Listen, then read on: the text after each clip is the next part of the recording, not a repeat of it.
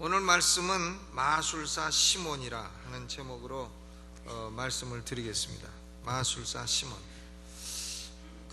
저는 우리 교육자들한테도 늘 그렇게 얘기합니다. 우리 성도들이 자네들이 무엇 똑똑해서 그렇게 존경해 주는 줄 아는가? 복음 사역을 하기 때문에 존중해 주는 거다. 뭐 다 우리 성도들이 서울대학 나오고 높은 대학 나오고 사회 경험 많고 이런 분들이고 다 그런데 왜 침례신학대학교 대전에 나온 우리를 존중해주고 높여주고 그러겠느냐? 대전 옛날에 뭐 대전에 있는 침례신학대학교 누가 알아주는 그런 학교가 있나? 그냥 그렇게 생각을 했는데, 그래도 그런 데 출신들을 왜 존중을 해주고 그 말을 듣고 하느냐? 그것은 자네들이 복음 사역을 하기 때문이다, 이런 얘기를 합니다.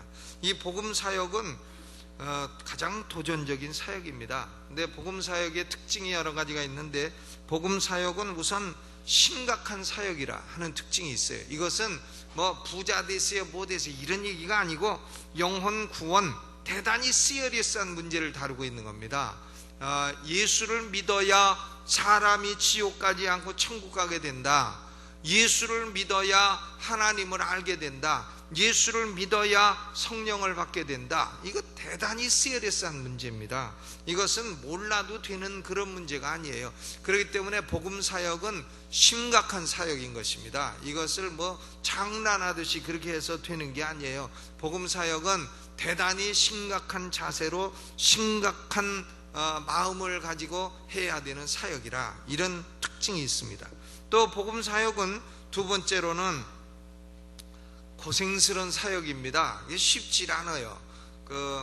우리 구역장님들도 한번 신방을 대신방 때 일주일만 따라다니면 아이고 신방이 힘들구나 하는 걸 아시게 될 겁니다. 참 일주일에 하루에 대여섯 집만 신방하고 가서 기도하고 차 타고 가고 또 기도하고 또 기도하고 하면 얼마나 피곤한지 몰라요. 근데 그걸 매일 하는 게 그렇게 쉬운 일이 아닙니다. 제 처가 전도사 생활을 20여 년 했는데요, 한 번은 어느 집에 가서요 기도하는데 하나님 아버지 그래야 될 거 아니에요? 근데 너무 피곤하니까 하나 하다가 둘 셋 넷 다섯 여섯 일곱 짐을 안 하고 결국 잠들어 버린 거예요. 기도하다가 얼마나 피곤했으면. 그러니까 그게 아주 점심 먹고 특히 오후에 신방하려면 아주 차라리 죽는 게 낫지 그 힘듭니다. 복음 사역이 이게 그래 쉬운 사역이 아니고 고생스러운 사역이다 하는 얘기죠. 사도 바울도 이 복음 사역의 고생을 여러 가지 언어로 묘사를 했습니다. 고린도 후서 11장 27절에 보면 또 수고하며 애쓰고 여러 번 자지 못하고 줄이며 목마르고 여러 번 굶고 춥고 헐벗었노라. 그러니까 이런 외적인 고통이 따르는 일일 뿐만이 아니라 또 때로는 내적인 고통도 따릅니다. 28절에 이 외에 일은 고사하고 오히려 날마다 내 속에 눌리는 일이 있으니 곧 모든 교회를 위하여 염려하는 것이라. 누가 약하면 내가 약하지 아니하며 누가 실족하게 되면 내가 애타지 않더냐. 목사들은 전도해가지고 잘 양육해놨더니 나중에 보니까 어디 이단으로 갔다 그런 소리 듣는 게 아주 마음이 아프죠. 나중에 보니까 뭐 교회 옮겼다 이런 소리 듣는 게 얼마나 마음 아픈지 모릅니다. 전도를 해서 양육해놨더니 어느 날 다시 세상으로 돌아갔다. 대만은 세상을 사랑하여 데살로니가로 갔고 할 때의 바울의 그 심정을 갖게 되는 것입니다. 그러니까 복음 사역은 심각한 사역이며 아울러 내적으로 외적으로도 고생스러운 사역 가운데 하나입니다. 그런데 왜 고생을 하느냐? 그럼에도 불구하고 이것이 보람 있는 사역이고 또 하나님이 맡기신 사역이고 하기 때문에 하는 것입니다. 그런데 오늘 말씀드리고자 하는 것은 그게 아니고요, 세 번째로 복음 사역은 때로는 혼란스러운 사역이기도 하다 하는 거예요. 때로는 혼란스럽기도 하다. 그 뭐가 혼란스럽냐? 우리가 복음을 전하다 보면 사람들이 예수를 믿는다 그래요. 예수를 믿는다고 하는데 얼마 지나서 보면 그게 가짜라는 것이 판명되는 경우가 여러 번 있기 때문에 그렇습니다.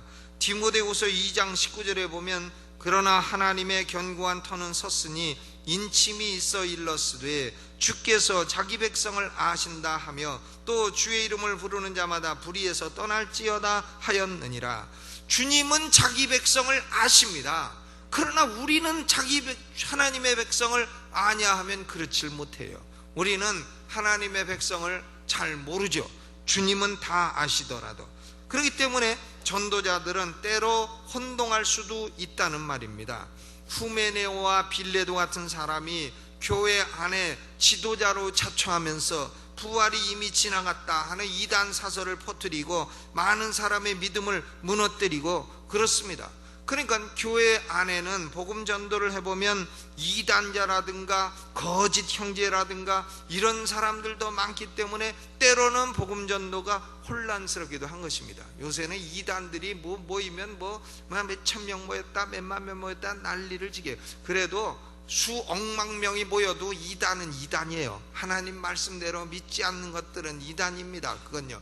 그러니까 도대체 어떻게 저렇게 말도 안 되는 것에 젊은 사람들, 대학생들, 저런 사람들이 저렇게 많이 빠질 수가 있느냐. 영적인 것은 대학을 다닌다고 해서 분별력이 있는 게 아닙니다. 성경을 읽고 성령을 받아야 분별력이 생기는 것이지. 그렇기 때문에 우리는 참 복음을 전하다 보면 때로는 전도해 놨더니 저 사람이 저럴 줄 몰랐다. 새신자로 전도해 놨더니 이 사람 저 사람한테 돈 빌려달라 그래 갖고 다 떼어먹고 도망갔다. 그럴 수가 있느냐. 이런 현상도 있을 수가 있다는 거야. 저 사람은 진짜 믿는 줄 알았더니 아이고 저거 가짜였네, 가짜였어. 그럴 수도 있다는 거야. 아니 저 사람이 그래 이단에 빠졌어. 그럴 수도 있다는 거예요. 그렇기 때문에 때로 복음 전도는 우리 전도자들에게 혼란스럽기도 한 면이 있다는 겁니다. 사도행전 8장 4절에 보니까 8장 4절 그 흩어진 사람들이 두루 다니며 복음의 말씀을 전했다 그랬어요. 그러니까 사내들인 공회와 또 청년 사울은 스데반을 죽이고 교회를 잔멸하려 했기 때문에 성도들이 다 흩어졌습니다. 사단은 교회를 죽이려 했지만 하나님은 핍박을 이용해서 도리어 성도를 흩어가지고 복음을 전하게 했습니다. 사도들은 예루살렘에 그냥 있었고 평신도들이 흩어진 거예요. 평신도들이 유대와 사마리아 온 땅으로 다 흩어지면서 선교사 역할을 했던 것입니다. 오늘 본문에 나오는 주인공이 빌립인데요. 빌립. 이 빌립도 사도는 아닙니다. 그런데 하나님의 복음 전도의 사역은 사도에게만 맡기신 것이 아니고 평신도에게도 맡기신 것이고 우리 모든 성도들에게 다 맡기신 줄로 믿습니다. 평신도는 빌립은 사도가 아니라 평신도였어요.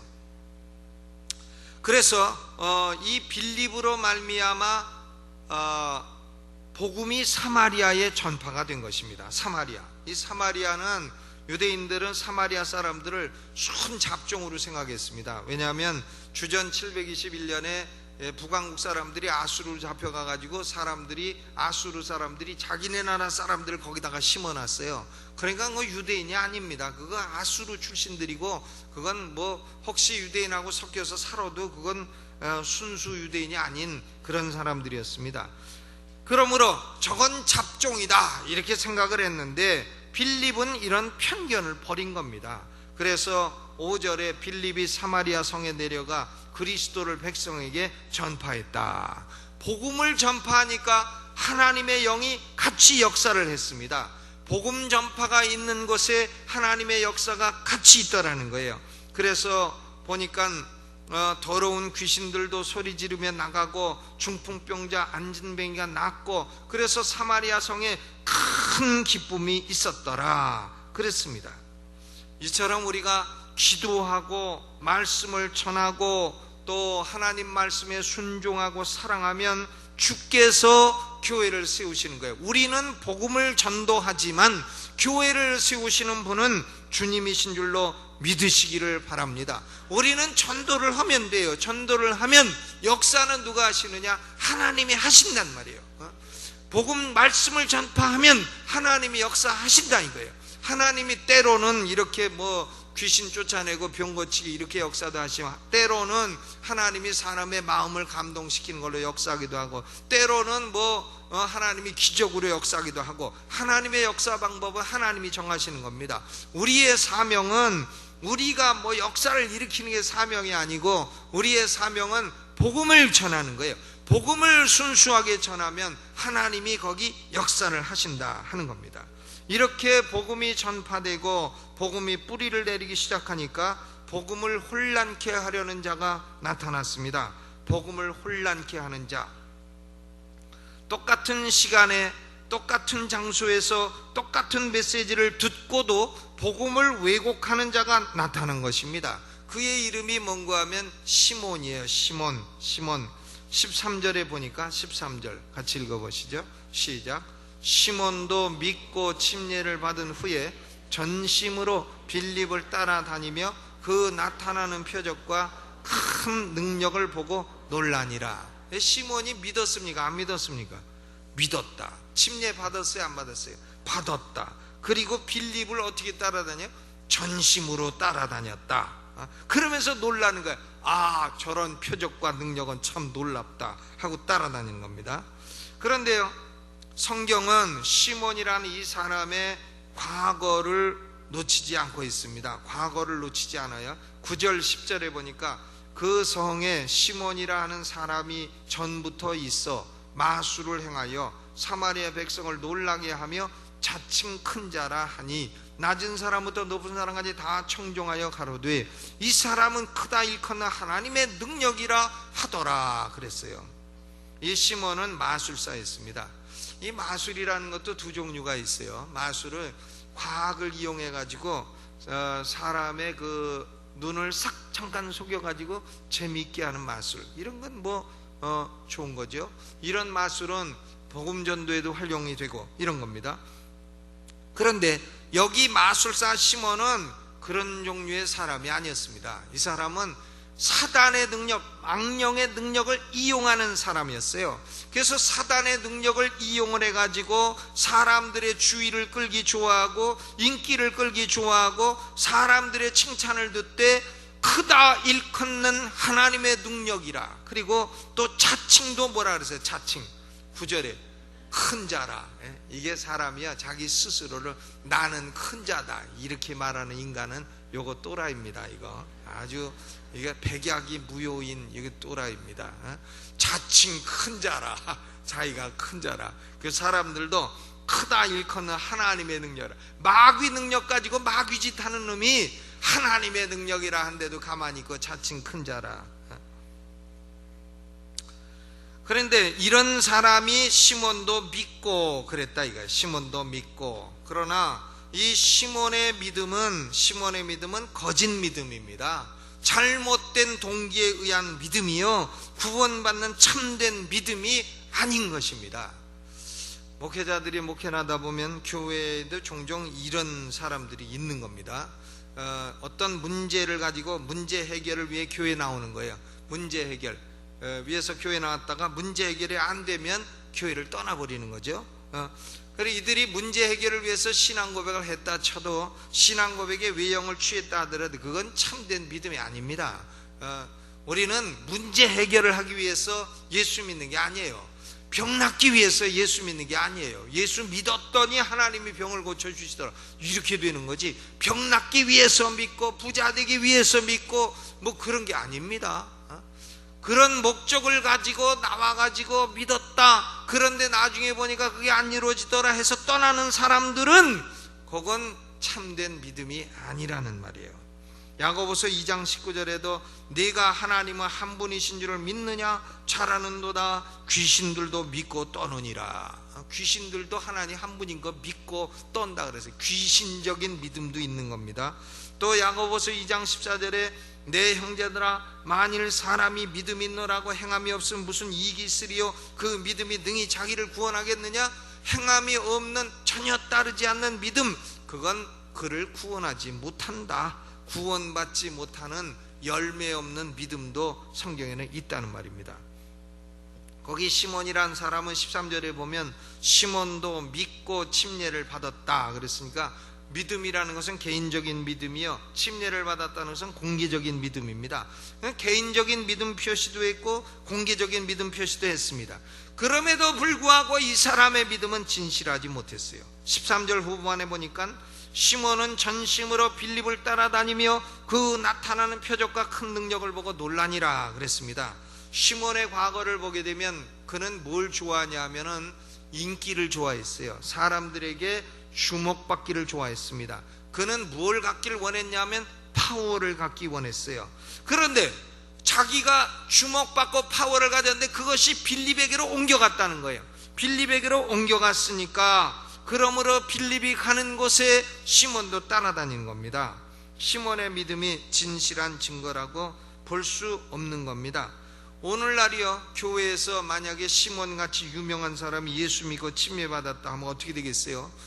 시몬처럼 유명한 사람, 뭐 국무총리 하던 사람이, 뭐 대통령 하던 사람이 강남중앙침례에 나와서, 전두환 씨가 나와서, 노태우 씨가 나와서 예수 믿고 침례를 받았다, 피영민 목사한테. 그러면 어떻게 되겠습니까? 예? 어떻게 되겠어요? 노무현 씨가 나와서 회개하고 예수 믿고 피영민 목사한테 침례를 받았다, 어떻게 되겠어요? 그러면 그냥 CBS에서 올 겁니다. CTS에서 오고, 또 국민일보 광고 나고, 인터뷰가 쇄도하고, 기독교 방송 나오고, 우리가 교회 선전하는데 노무현 대통령이 회심한 교회, 강남중앙침례교회 이렇게 교회 CF 찍는데 막 다 동원되고. 그런데요, 그렇게 유명한 사람들 중에 믿고 침례를 받았다 해도 나중에 보면 거짓된 믿음으로 판명되는 경우가 있다는 겁니다. 이 시몬은 잘못된 믿음이라 하는 증거가 많습니다. 많아요. 빌립이 큰 표적과 능력으로 사마리아 성에 복음을 증거하니까 사도 베드로와 요한이 사마리아에 도착했습니다. 그리고는 보니까 회개하고 예수 믿기는 믿는데 아직 성령을 안 내리셨어요. 그러니까 베드로 요한이 안수를 하며 기도해 주니까 사람들에게 성령이 임하는 겁니다. 성령이 임하는데 이때는 사도행전 시대이기 때문에 성령이 임할 때 사람들이 뭐 은사도 나타나고 여러 가지 외적인 현상이 나타나는 거예요. 방언도 하고 뭐 여러 가지 현상이 나타나니까 참거 이상하다, 시몬이요 그걸 보고 놀라는 겁니다. 어떻게 참거 이상한 일이다, 이렇게 놀라고서는, 그리고는 시몬이요 어떤 짓을 했는가 하면 베드로 요한에게 어떻게 했어요? 돈을 줍니다. 뇌물, 이런 걸 뇌물이라죠. 돈도 뇌물도 있고 선물도 있고 또 뭐 다 있습니다. 예물도 있고, 결혼식 때 주는 건 예물, 또 교회 드리는 거 헌물, 또 친구에게 주는 건 선물. 근데 이런 건 뇌물이라 그래. 뇌물을 주며 가로되 이 권능을 내게도 주어 누구든지 내가 안수하는 사람은 성령을 받게 하여 주소서, 이랬습니다. 그런데요, 이 시몬이 성령 받았다는 얘기가 없어요. 저는 못 받았어요. 여기 보면 다른 사람은 받는데 저는 못 받은 거예요. 저는 받지도 못한 게 안수하면 다른 사람 성령 받게 해달라고 이렇게 반응을 보인 겁니다. 왜 시몬은 이런 능력을 원했느냐? 왜 안수하면 성령 받고 꼬꾸라지고 방언하고 이런 능력을 시몬이 원했느냐? 근데요, 저도 목사로서 안수를 여러 번 하고 집회할 때는 안수를 합니다만은 이게 광명천지 서울에서 안수하면 별 역사가 없어요. 그런데 이게 선교지 필리핀이나 중국이나 이런 데서 하면은 그 성령의 역사가 많습니다. 선교지에 가면 그래요. 그래서 저도 깜짝 놀래죠. 왜 성령의 역사 하신가? 근데 광명천지 서울은 이제 다 성령 받고 얘네가 신앙생활 잘 하고 있는데 그런 게 왜 필요했냐? 그래서 그런가? 하여간 그런 많은 역사가 없고 그렇죠. 그런데 시몬은요, 안수하면 성령 받는 능력을 원했어요. 왜 그랬느냐? 왜 그랬냐면 그는 성령의 능력으로 자기를 나타내기를 원한 겁니다. 자기를. 과거에는 마술을 가지고 자기를 나타냈지만 이제는 마술이 안 통하니까 다 빌립 따라다니고 베드로 요한 따라다니고 하니까 아이고 이제는 인기가 내게서 떠나갔도다, 이래가지고는 성령의 능력을 원한 겁니다. 근데 다른 사람들은 안수하면 성령의 능력 다 받는데 자기는 못 받으니까 뇌물 주고 그걸 받으려 했어요. 그러므로 이 마술사 시몬의 관심은 그리스도 예수님이 아니라 누굽니까? 자기 자신이에요. 자기 자신. 예수님이 관심이 아니라 자기 자신입니다. 그러므로 성령 충만한 베드로는 시몬의 마음을 딱 알아보고 시몬을 꾸짖습니다. 너는 마음이 바르지 못하다. 그리고 이 복음의 도에는 너는 관계도 없고 분깃될 것도 없다. 그리고 23절에 보면 너는 악독이 가득하여 불의에 매인 바 되었도다. 너는 사단이 내 속에 가득하도다. 가득하고 불의에 매인 바 되었도다. 고로 네 돈과 함께 네가 망할지어다. 베드로가요, 돈과 함께 너는 지옥에 떨어져라고 이렇게 말한 겁니다. 그러니까 이것은 베드로가 볼 때 참된 신자 보고 돈과 함께 지옥에나 떨어져라 이런 말을 할 수 없죠. 그러니까 이 시몬 베드로는 믿었다는 것도 거짓말이고 침례받았다는 거짓말이고, 결국 왜 믿고 침례를 받는 짓을 했느냐, 그것은 그가 잃어버린 인기를 만회하기 위해서 자기 자신에게 사람들의 관심을 지금 다시 돌리기 위해서 그런 짓을 했던 겁니다. 참된 신앙이 아니었다는 거예요. 고로 시몬은 거짓 신자임을 드러낸 것입니다. 그래도 베드로는 시몬에게 구원의 길을 가르쳐 줍니다. 22절에 그러므로 너의 이 악함을 회개하고 주께 기도하라. 혹 마음에 품은 것을 사하여 주시리라. 악함을 회개하고 주께 기도하라. 혹 사하여 주시리라. 그러나 시몬은 하나님의 택한 백성이 아니었기 때문에 불의에 매여서 결국은 해방되지 못했던 것입니다. 사마리아 성에 복음이 전파되고 성령이 역사하고 수많은 사람들이 구원받는 현장에서도 이런 시몬 같은 거짓 선지자가 나타났다는 겁니다. 그래서 이 마술사 시몬은 교회 역사에 보면 영지주의자의 기원이라고 말합니다. 영지주의, SBS가 그 방송한 영지주의, 혼합주의, 종교 혼합주의, 영지주의, 예수님도 중간에 둘떨어진 신 중에 하나다라고 말하는 영지주의, 그것의 선두주자가 된 것이 마술사 시몬이었던 것입니다. 그러므로 오늘 우리는 이 마술사 시몬의 스토리를 통해서 믿는다고 고백하고 침례받았다, 그것도 중요하지만은 참된 신앙은 뭔가 하면 자기 중심적이던 사람이 그리스도 중심적이 되는 거예요.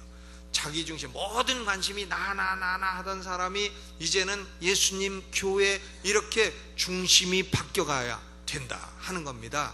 중심은 여전히 나고 과거에는 마술인데 이제는 성령이다, 이것은 가짜라는 거예요. 이것이요, 자기 중심적인 사람이 그리스도 중심이 되고 교만하던 사람이 겸손해지고 불의에 매여있던 자가 해방이 되어 의의 도구가 되고, 이것이 참된 신앙인 줄로 믿습니다.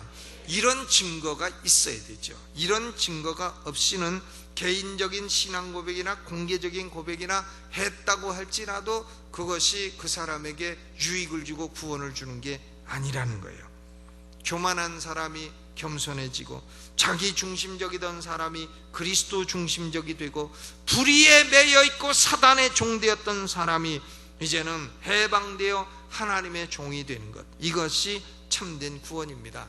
사랑하는 성도 여러분, 이런 참된 신앙의 증거가 있으십니까? 이런 증거가 있으십니까? 이것은 오직 하나님이 택하신 자들에게만 주시는 은혜의 선물인 것입니다.